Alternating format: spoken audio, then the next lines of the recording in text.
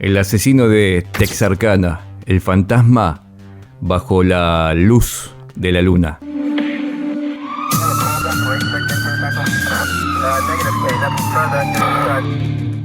Texarkana, 1946, una ciudad tranquila del estado de Texas, hasta que un enmascarado empezó a atacar en las noches de luna llena. Un asesino sin rostro, con una simple máscara blanca cubriéndose la cabeza. Así convirtió a esta comunidad en el escenario de uno de los crímenes más aterradores de la historia de Estados Unidos. Un asesino que atacaba a parejas en caminos oscuros, que sembró el pánico en una ciudad entera y que, a pesar de la intensa investigación, nunca fue atrapado oficialmente. Pero, ¿quién fue realmente este asesino? ¿Cuántas víctimas dejó atrás? ¿Y por qué su historia sigue generando terror a casi 80 años después en Texarkana? Nos metemos dentro del archivo de uno de los casos más inquietantes de la historia criminal del mundo. Y quizás haya inspirado a muchos otros asesinos seriales, entre ellos al Zodíaco. Texarkana es una ciudad particular. A mediados de los años 40 tenía aproximadamente 40.000 habitantes. Era un lugar donde todos se conocían y las noches eran muy tranquilas, y donde la posguerra comenzaba a traer nuevos aires de esperanza. Pero también era un pueblo con costumbres típicas de la época. Los jóvenes se reunían en bailes, en cines, y muchos terminaban sus citas en llamados lovers lanes o callejones de los enamorados, que eran caminos apartados en las afueras de la ciudad donde las parejas estacionaban los autos para pasar un rato en privado. Ese hábito, tan inocente en apariencia, se convirtió en el escenario perfecto para el cazador que estaba a punto de emerger. La primera noche de terror ocurrió el 22 de febrero de 1946. Jimmy Hollis, de 25 años, y su novia, Mary Jane Lerey, de 19, estacionaron su auto en un camino desolado.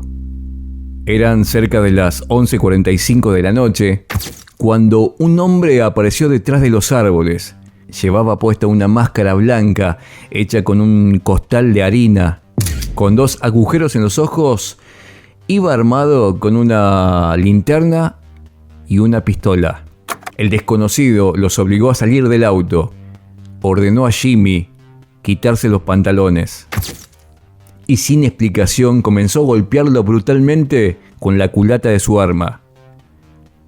El joven terminó con fracturas en el cráneo. Mary Jane, aterrorizada, logró escapar corriendo. El atacante la persiguió por 100 metros hasta que la dejó ir. Ambos sobrevivieron, pero lo que contaron heló la sangre de la policía. Un hombre alto, fuerte, vestido de oscuro y con una máscara blanca.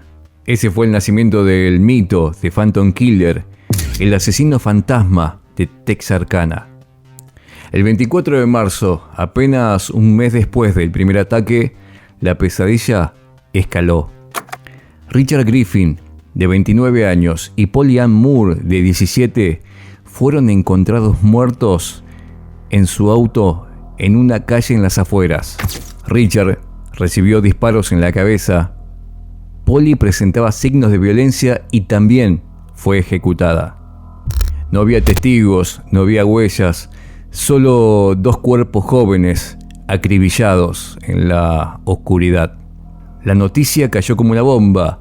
Los titulares hablaban del asesino fantasma y el pueblo comenzó a entender que lo que ocurría no era un hecho aislado. El atacante estaba suelto y nadie sabía cuándo volvería a atacar. El 13 de abril, Paul Martin, de 16 años, pasa a buscar a su amiga, Betty Jo Booker, de 15 años, luego de que ella terminara de tocar el saxofón en una banda escolar. A la mañana siguiente, Paul fue hallado muerto a tiros cerca de su automóvil. El cuerpo de Betty apareció horas después a casi 3 kilómetros de distancia con un disparo en el rostro. Todo indicaba que había intentado correr para salvarse. La comunidad quedó paralizada. Por primera vez los jóvenes comenzaron a vivir en un toque de queda no oficial. Las calles estaban desiertas ya al anochecer. Las armerías de la zona agotaron su stock en cuestión de días. El miedo se volvió parte de la vida cotidiana. El 3 de mayo, el asesino fantasma de Texarkana, cambió su patrón.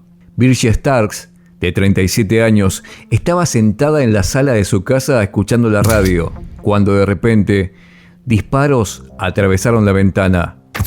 2 balas impactaron en su cabeza. A pesar de ser trasladada de inmediato, Virgie murió horas después en el hospital. Por primera vez el asesino ya no atacaba en zonas rurales, sino que iba directo a los hogares. Ya nadie se sentía a salvo. La policía local estaba desbordada. La llegada del Texas Ranger Manuel González buscaba calmar a la comunidad. El Ranger organizó patrullas, armó retenes y hasta incentivó a los vecinos a armarse. Cientos de sospechosos fueron interrogados. El nombre más fuerte fue el de Joel Sweeney, un ladrón de autos con antecedentes de violencia. Su esposa llegó a confesar que él había cometido los asesinatos, dando detalles que solo el criminal podría conocer. Pero en ese entonces la ley impedía que el testimonio de un cónyuge fuera usado en contra del acusado. Sweeney terminó preso por otros delitos, pero nunca fue juzgado por los crímenes de Texarkana. Y con el tiempo, la investigación se enfrió.